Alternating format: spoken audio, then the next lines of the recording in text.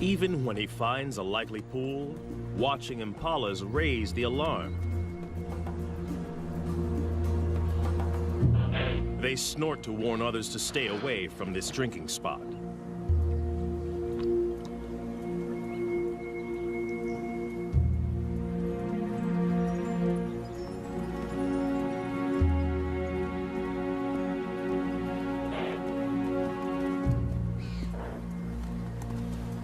But with an unending stream of animals coming to drink, it isn't long before one individual doesn't get the message.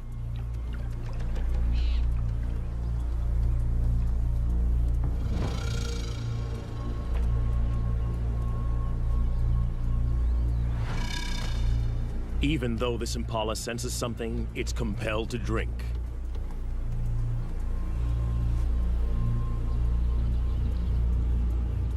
Thirst overrides fear.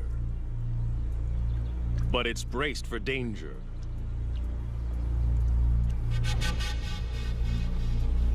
Every muscle is hardwired for escape.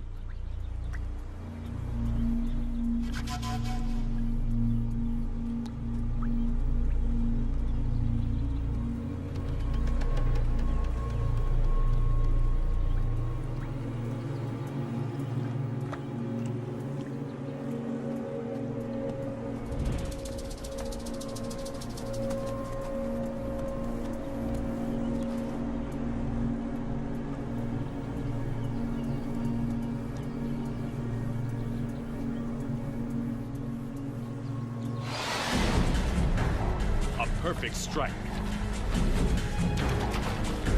But can the young croc hang on? For a second, it looks like this impala might escape. But it dislocates its leg, and it's all over.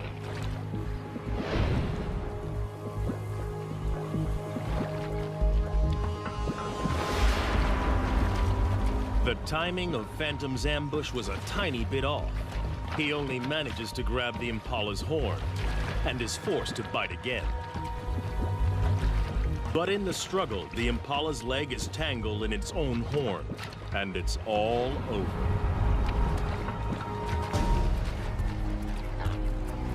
It won't be a quick death. He will have to drag his kill into the deeper river to drown it. Ambush hunting is what crocs do best. But timing is everything. Phantom's first attempt was too rushed, and he lost his meal.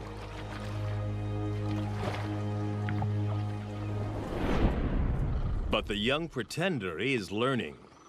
This time, he patiently waited for the impala to make a crucial mistake.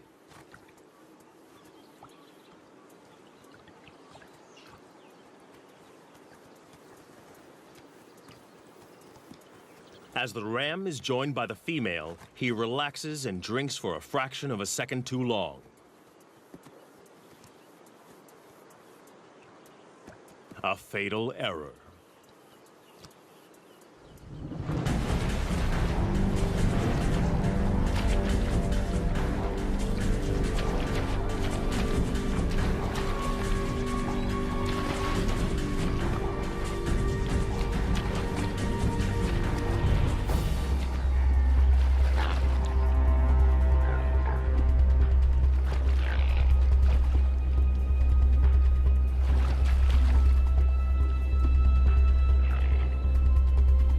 But the croc has made a mistake too. His perfect ambush is in full view of the gang. Now he must fight to keep it.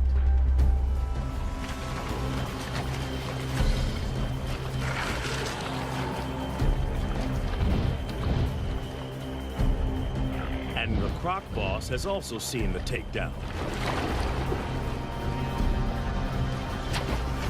This meal is now his. The young croc has no right to oppose the boss. But he's not going to give it up willingly. He's hungry and stubbornly hangs on. But he hasn't the strength to compete.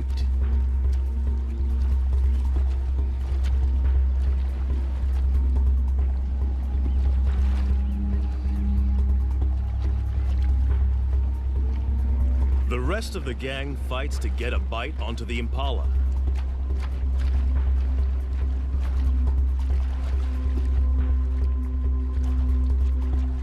They try to lock on before the boss begins his death roll.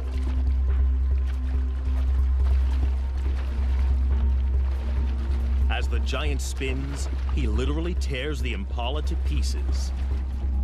Any of the gang that can hang on may end up with a big chunk of meat.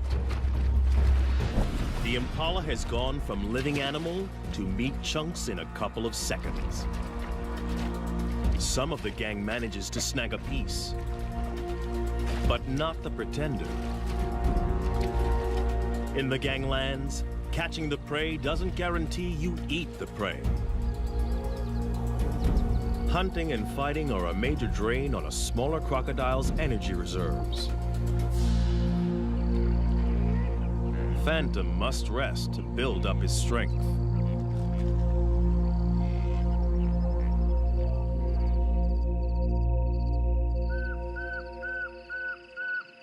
Other animals have no such energy restrictions.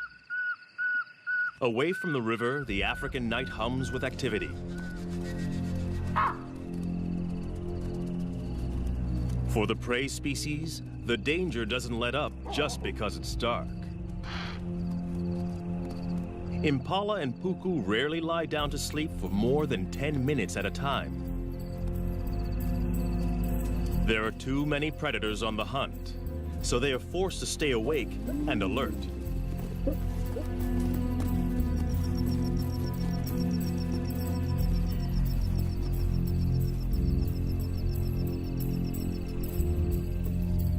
Lions take advantage when the crocodiles can't.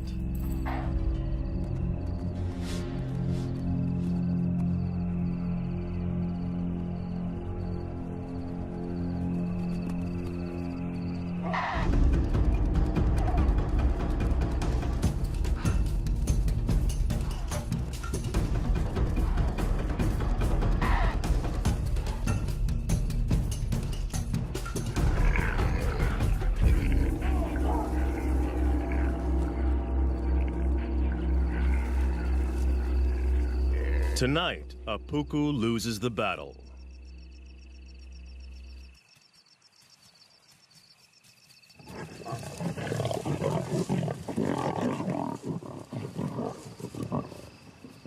Dry season around the Luangwa River is not a good time to be a herbivore.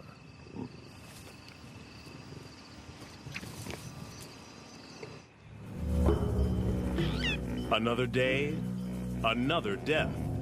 Another free meal for the croc gangs. As the sun warms the crocs, it triggers a feeding frenzy on the hippo carcass. Crocs from multiple gangs wait in line to feed. Territorial differences set aside for the moment. Size determines the order, and the biggest eat first.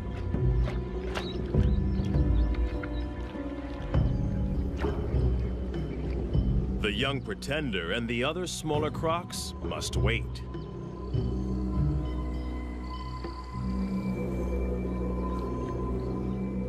The boss has torn away a huge hunk of the dead hippo. And in a strange twist, he is now being harried by a living hippo. One of the few creatures that can kill a big crocodile. In a bizarre scene, the croc boss is being menaced by a huge hippo as it consumes his dead relative. At first glance, this looks like a challenge for food. But hippos are exclusive herbivores.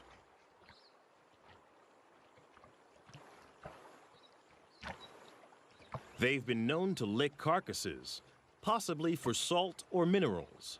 But something else seems to be going on here.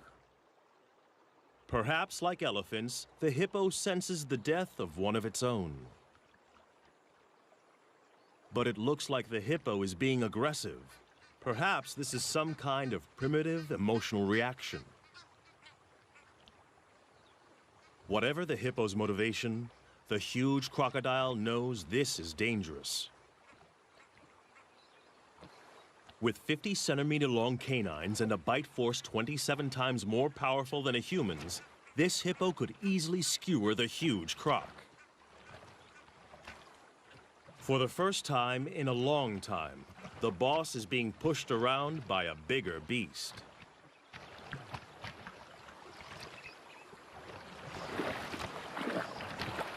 It's time to retreat.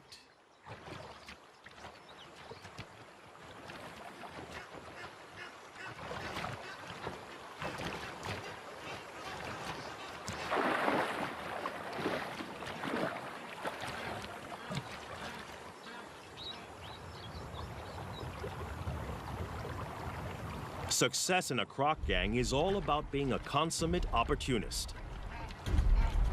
And now the young croc sees an opening. A chance for food. Perhaps the possibility to gain ground in the gang. But the croc boss doesn't share. And this bid for food has been interpreted differently.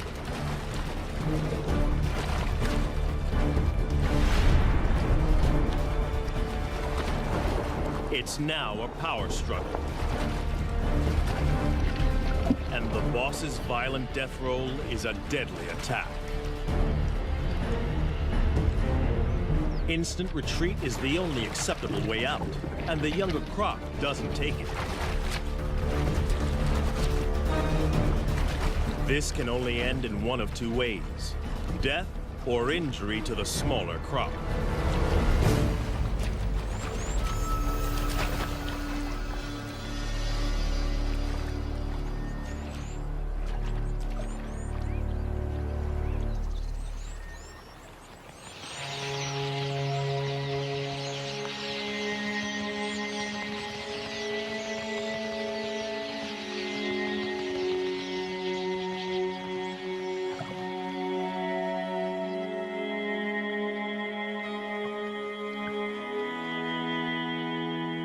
He gets off lightly.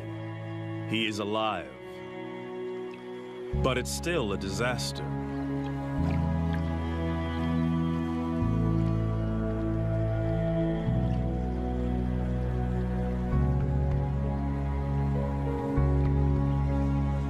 He pays for the transgression with his own flesh and blood.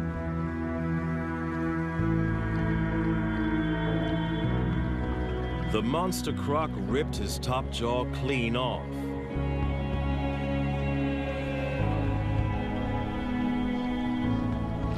Amazingly, the smaller croc will survive this hideous injury. Crocodiles have special antibodies to help them heal from massive wounds. But it will not regrow. He is not just deformed, but terribly handicapped. His journey to the top position is over. From now on, he will be the last in line to feed.